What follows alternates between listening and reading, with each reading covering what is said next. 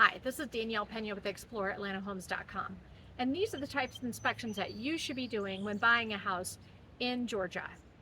Did you know that Georgia is a buyer beware state? So what exactly does that mean? It means that it's up to the buyer to find out what is wrong with the property. The seller only has a duty to disclose hidden defects, so things that they are not aware of or that cannot be found upon a normal inspection. So the problem with that is a lot of times sellers don't know what they have wrong with their house. It very well might be hidden. They just don't know about it.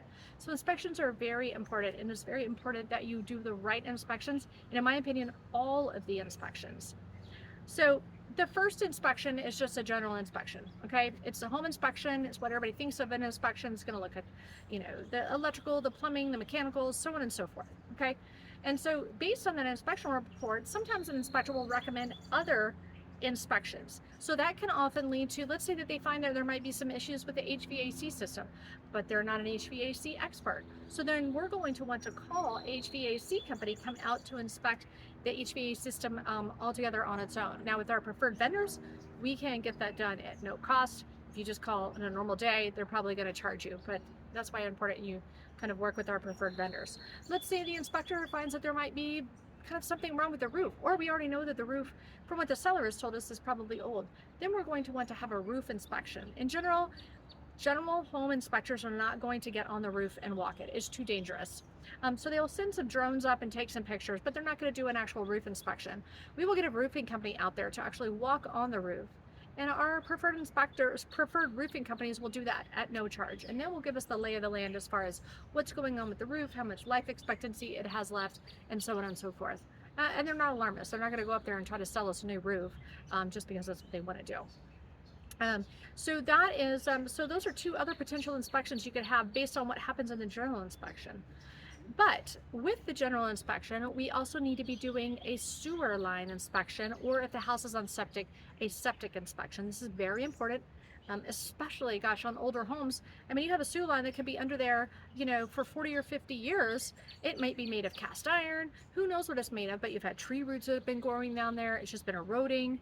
I've had sewer reports come back where pieces of the sewer were just separated and waste was just spilling into the seller's yard. And the seller was completely unaware. That was a hidden defect, but the seller was not aware of it. So there's no way they could have disclosed it. And can you imagine if you were the buyer and then you bought that house and then you inherited that problem right after it closes because you didn't do a sewer inspection?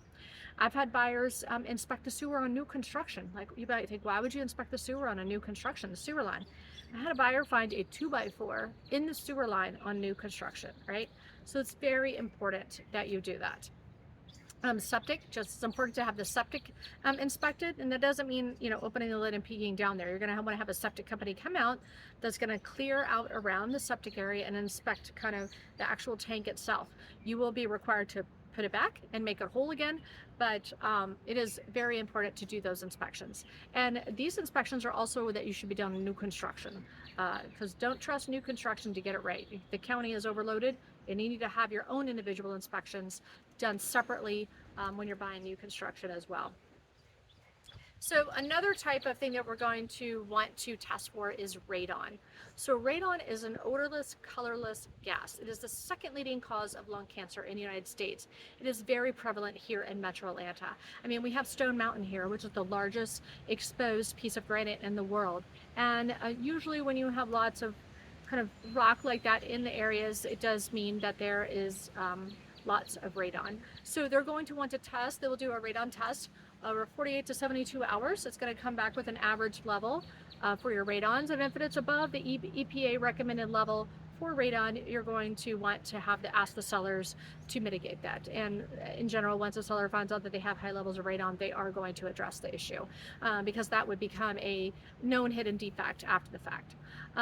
So then another type of inspection you're going to want to do is a termite inspection.